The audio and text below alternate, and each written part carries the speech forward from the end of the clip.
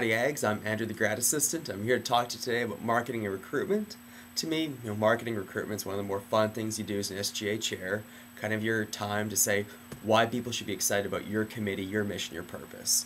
We're going to talk about some of your more highly utilized methods, some best practices going forward, and kind of just overall ideas and thoughts on the subject.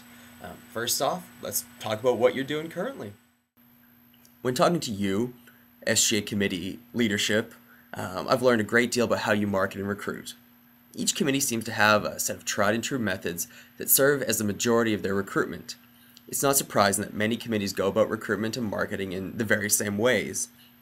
By far, the most common method is the use of MSc Open House, in which committees reserve a table and passively wait for students to inquire about information. This is actually very effective, and many of your applicants will likely hear about you from MSc Open House. Other highly utilized methods include sandwich boards in Rudder Plaza, scattering eye-catching flyers around campus, decorative banners in the MSc, open access lab screensavers, and the increasingly popular Facebook profile pictures. These methods may be effective to a point, but every other student organization also uses them. It is a little hard to differentiate your awesome flyer from the 32 other awesome flyers that are also being posted in Blocker or Wayner. You should not abandon these techniques, but rather integrate them into a larger, more targeted campaign that really differentiates yourself from your competition. Okay, so we've talked about what you're currently doing. So now let's look forward and what some new things you could possibly institute and implement in the future. One of my favorite ways to market and recruit is brand creation, kind of the holistic long-term approach to marketing in which you kind of create your own logo, color, whatnot, so that your name is recognized all around campus. To me, it's very effective. It builds an instant name recognition. Carpool is kind of the poster child for this, in that everyone knows Carpool by their distinctive green color, logo, whatnot. Everyone on campus can tell you who Carpool is. In their relatively short lifespan as a committee, they've done a phenomenal job in brand creation. Another committee that's really working towards creating a brand is ARC, with their distinctive circular logo that they instituted about 3 years ago, and blue color. They're in the infancy of brand creation, but so far I feel it's going quite well. All their marketing materials all use the same logo and colors. Overall, very well. When doing this, you need to decide as a exec team what you're wanting to portray, how professional you want to look, how you want to set yourself apart from the rest. It should be no surprise to you that on this campus there's different committees, organizations, and programs going on nearly every single day that are in line with your own mission and purpose as a committee. One thing you could think about doing to help marketing and recruiting is co-programming with these events or coordinating with them somehow so that information can be given out about your own organization, or you can help out with theirs and they may reciprocate their offer later. EIC, a committee known for their own creativity and resourcefulness, is recycling this effective yet underutilized method. They've identified opportunities that align with their own mission and purpose, and they create these partnerships. This year, EIC will be utilizing a table at the Volunteer Opportunities Fair and Active Citizenship Day. By utilizing these events, they are already speaking to the individuals receptive to their own mission, purpose, and culture. This is a great way to talk to the people that are interested in your organization. So what do COSGA, Big Event, and Muster all have in common? Other than always receiving a large amount of applications and having a great following, it's the fact that they each have a small introductory role to their programs that lets kind of people test drive what they do. Let's talk about that now.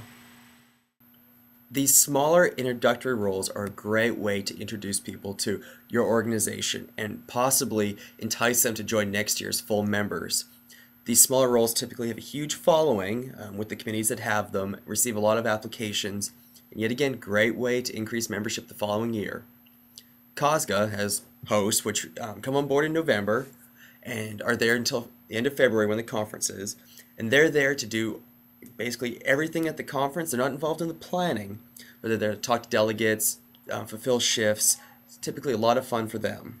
COSGA receives a lot of applications for hosts, but also the following year a lot of full membership applications come from COSGA, previous COSGA hosts. It's a great way to get more people involved into COSGA, learning what it is. Another great organization that does something similar is Muster. Muster hosts in, yet again not involved in the full planning, but more there to help facilitate what's already been planned, help work with the families, make sure everything's running very smoothly. Yet again, it's a way for people to learn about what Muster is, get involved in a great tradition such as Muster, but also kind of put that idea in their head to come back next year and apply for full membership.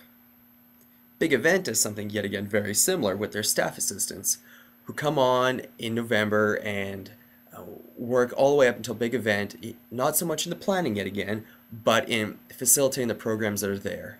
It is a really, really effective way to get people involved. Everyone loves Big Event. This is a way to see if they want to be there for a full year and if they want to come back and submit an application in September. If you like the idea of a smaller introductory role, look at the programs you have in place and see where you can insert those more temporary short-term members in, which benefit your program and maybe have that byproduct of people applying further along. Yet again, it's a great way to market and recruit. Another thing you can do is take those events that you put on and use those as a marketing tool. We'll talk about that now. If your organization hosts a large event that's open to the student body, you may want to provide information for future membership. Advertise on a banner or a flyer, maybe where they can find applications next year or how they can get further involved. If people enjoy your event, they may be very receptive to joining in the future. A substantial amount of ARC's membership is comprised of former delegates to their conference, so this is a great way that using the resources you already have to market and recruit. Okay, before I leave you, I have a few best practices to discuss. First and foremost, before you do anything else, you need to really isolate what would make a great committee member for you.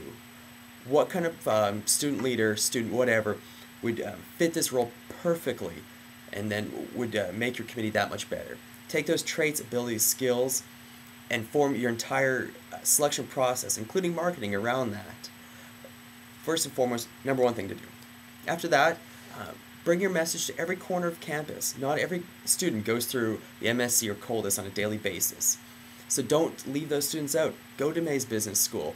Go to the engineering buildings. Talk to people. Get your message out there. Go talk to RHA, other large organizations that may have people who want to join what you're doing.